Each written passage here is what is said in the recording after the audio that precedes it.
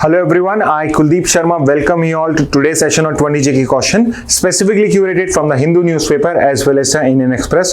तो आज के जो 20 इंपॉर्टेंट क्वेश्चंस हैं उनको गो थ्रू करते हैं। हो सकता है आप न्यूज़पेपर पढ़ें और इनसे भी बेटर क्वेश्चन आप खुद के लिए फ्रेम कर सकते हैं, तो न्यूज एनालिसिस देखिए और उसमें समझने की भी कोशिश करिए। पहला क्वेश्चन है, the Geneva convention which sets the standard for international law during war time were adopted in which year. तो आज हमने डिस्कस करा था इन द इंडिया पाकिस्तान का जो आपका कंटेक्स्ट चल रहा है, जो यहाँ पे स्कर्मिश हुई है अभी आपकी, उसके रिलेशन में हमने ये पर्टिकुलर क्वेश्चन फ्रेम करा था।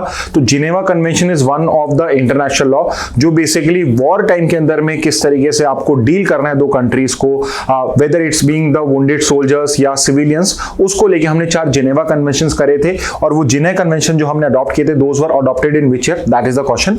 और ये जिनेवा कन्वेंशन जो है, जो टोटल 4 इन नंबर है, वो अडॉप्ट किए गए थे 1949 में। सो करेक्ट आंसर फर्स्ट का होगा ऑप्शन सी।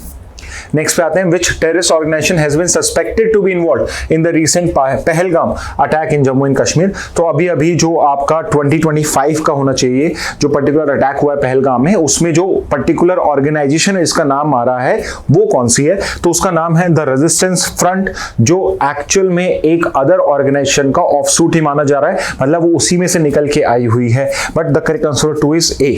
और नेक्स्ट क्वेश्चन इसी के रिगार्डिंग है कि ये जो एलिज द रेजिस्टेंस फ्रंट है, ये किस पर्टिकुलर ऑर्गेनाइजेशन का ही आउटफिट, प्रॉक्सी आउटफिट माना जाए। प्रॉक्सी मतलब उसकी जगह पे, बिकॉज उसको बैन करा हुआ है तो उसकी जगह पे ये पर्टिकुलर आउटफिट क्रिएट करी हुई है। तो ये जो पर्टिकुलर आपका द रेजिस्टेंस फ्रंट है, it is considered, it is part of, it is outfit, proxy outfit of Lashkar A Taiba only, जो अनदर एक बड़ा टेररिस्ट ग्रुप है। सो करेक्ट आंसर थर्ड का होगा option B.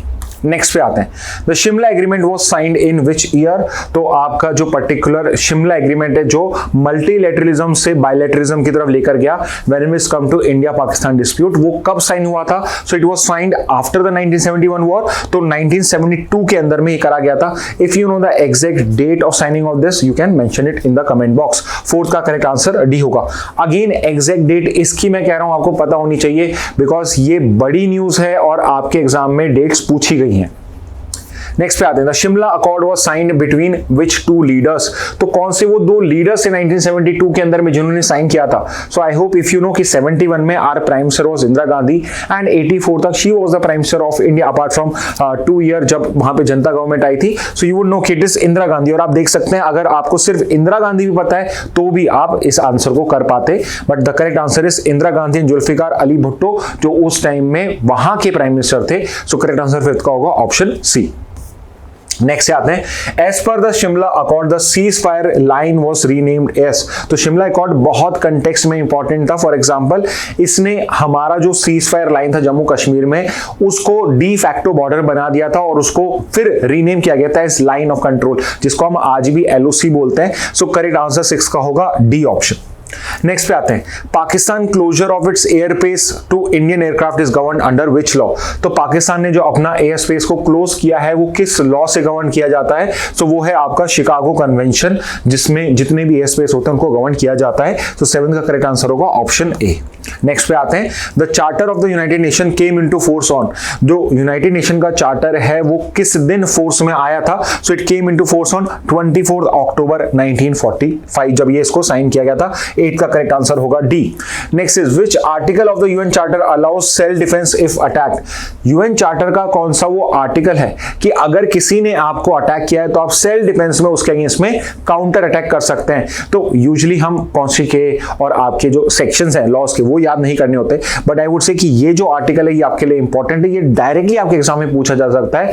Apart from another article जो हमने discuss किया था कि कौन सा वो आर्टिकल है जिसके अंदर में आपकी जो यूएन मेंबर्स है उनको प्रोहिबिशन है ओवर थ्रेट और use of force against a member country. तो वो जो सेक्शन है 2 का कोई सब क्लॉज, वो भी इंपॉर्टेंट आपको पता होना। और यहाँ पे the correct answer is article 51, जिसके अंदर में आपको एक कंट्री को सेल्फ डिफेंस का राइट होता है और अगर उस पर अटैक होता है तो वो काउंटर अटैक कर सकती है। तो 9 का करेक्ट आंसर होगा ए।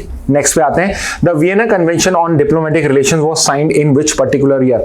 तो डिप्लोमेटिक रिलेशंस का वियना कन्वेंशन है वो कब साइन हुआ था? So that was signed in the year 1961। So correct answer 10th का होगा ऑप्शन बी। नेक्स्ट पे आते हैं, the WTO was established in which year. So WTO जो आपके इंटरनेशनल ट्रेड को रेगुलेट करता है, किस ईयर में इन फोर्स आया था? तो ये जो organisation it was established in the year 1995। And if you know one जो आज हमने डिस्कस नहीं किया है बट हम पहले कई बार डिस्कस कर चुके हैं कि WTO जो है वो किस राउंड ऑफ नेगोशिएशन से फाइनलाइज हुआ था। तो आप मुझे उस जगह का नाम बता देंगे तो राउंड ऑफ नेगोशिएशन आपको पता होगा। In case you don't know anything about it तो ट्राई टू फाइंड आउट, तो आपको कुछ एक्स्ट्रा भी लर्न करने को मिलेगा। But the correct answer for WTO is going to be answer option number C. Next पे आते हैं, the WTO replace which earlier organisation. तो यहां पे जिस राउंड ऑफ नेगोशिएशन की बात कर रहा हूं मैं, वो इस ऑर्गेनाइजेशन से, यानी यहां पे गैट की बात हो रही है, general agreement on trade and tariff. तो इसके जो राउंड ऑफ नेगोशिएशन थे, उसका जो फाइनल राउंड ऑफ नेगोशिएशन था, उससे आपका WTO निकल के आया था। तो I am asking you about that particular round of negotiation and have already answer this. 12th का आंसर हो जाएगा गैट। WTO जो था उसने गैट को रिप्लेस किया था, जो 47 के अंदर हमने साइन किया था विद WTO, जो 95 में स्टैब्लिश किया गया।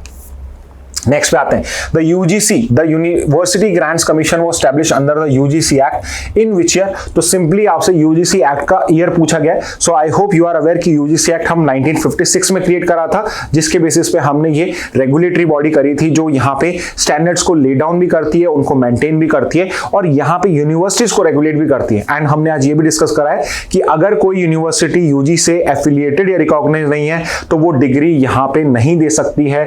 अगर आप किसी भी ऐसे अनएफिलिएटेड कॉलेज यूनिवर्सिटी से पढ़ते हैं तो आपकी डिग्री की वैल्यू 0 होती है। तो ये चीज आपको याद भी रखनी है। 13 का करेक्ट आंसर है option A. Next question, the UGC operates under the administrative control of which ministry.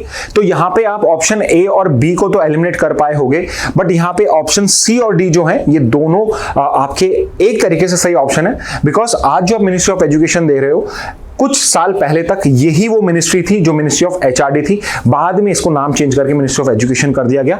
But currently अगर ये आपके पास क्वेश्चन आएगा तो आप क्वेश्चन 14 का आंसर मार्क करोगे option D, ministry of education. Next पे आते हैं, who appoint the chairperson of the UGC। UGC का जो चेयरपर्सन है, जो मेन हेड है UGC का, उसको कौन अपॉइंट करता है। तो UGC जो एक स्टैट्यूटरी बॉडी है, इसका जो चेयरपर्सन है, जो इसकी एक्टिविटीज के लिए रिस्पॉन्सिबल है, उसको अपॉइंट करती है द सेंट्रल गवर्नमेंट ओनली। सो 15 का करेक्ट आंसर होगा ऑप्शन ए।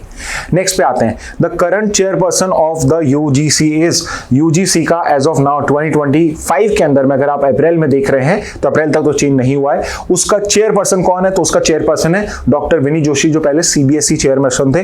तो 16 का करेक्ट आंसर होगा ऑप्शन सी। नेक्स्ट पे आते हैं, what is the full form of POCSO. तो ये क्वेश्चन मैंने आपसे न्यूज एनालिसिस में पूछा था, ये आपके क्लैट कंसोर्शियम ने भी पूछा था कि पॉक्सो का फुल फॉर्म बताइए। तो पॉक्सो का फुल फॉर्म है protection of children from sexual offences act. तो पॉक्सो का फुल फॉर्म ऑप्शन ए में गिवन है, करेक्ट आंसर 17 का होगा ऑप्शन ए। नेक्स्ट पे आते हैं, in which year was the POCSO act enacted. आपसे ईयर भी पूछा जा सकता है भाई, सिंपल पॉक्सो एक्ट किस साल में आया था ये भी आपको पता होना चाहिए। तो पॉक्सो आया था आपका 2012 में। एंड पॉक्सो इसलिए भी इंपॉर्टेंट है बिकॉज पॉक्सो जो है वो सेक्सुअल ऑफेंसेस को चिल्ड्रन के केस के अंदर में जेंडर न्यूट्रल रखता है, यानी अगेंस्ट बॉयज भी कोई क्राइम हो, अगेंस्ट गर्ल्स क्राइम हो, दोनों क्राइम्स उसमें कवर्ड होते हैं। और चाइल्ड की जो डेफिनेशन है वो यहाँ पे कंफर्म हो जाती है, a child is someone who is below 18। तो रिमेंबर पॉक्सो किस पे अप्लाई होता है, one who is below 18, victim should be below 18, तब पॉक्सो आपका अप्लाई होता है। सो 18 का correct answer option B. Next पे आते हैं, as per section 53 clause 2 what happens if there is only one validly nominated candidate in a constituency. तो अगर कहीं पे इलेक्शंस हो रहे हैं और उस इलेक्शन के अंदर में आपका सिर्फ एक ही कैंडिडेट है जो इलेक्शंस को कंटेस्ट कर रहा है, तो उस पर्टिकुलर केस के अंदर में कैसे विनर डिसाइड होता है, या फिर यहां पे इलेक्शंस को पोस्टपोन कर दिया जाता है। आपसे ये पूछा गया, तो इसको भी हमने डिस्कस करा है बिकॉज सुप्रीम कोर्ट के अंदर में केस चल रहा है कि अगर एक ही वैलिडली कैंडिडेट हो तो उसको विनर डिक्लेयर कर दिया जाए। तो ऐसा नहीं होना चाहिए, तो भी इलेक्शंस कंडक्ट करानी चाहिए और वहां पे एक मिनिमम मैंडेटरी यहां पे वोट परसेंटेज होना चाहिए। सो करेक्ट आंसर इज कि एज पर सेक्शन 53 क्लॉज 2 अगर सिंगल कैंडिडेट होता है तो that candidate is elected without any voting नहीं की जाती, उसको इलेक्ट कर लिया जाता है। तो 19 का करेक्ट आंसर होगा ऑप्शन सी।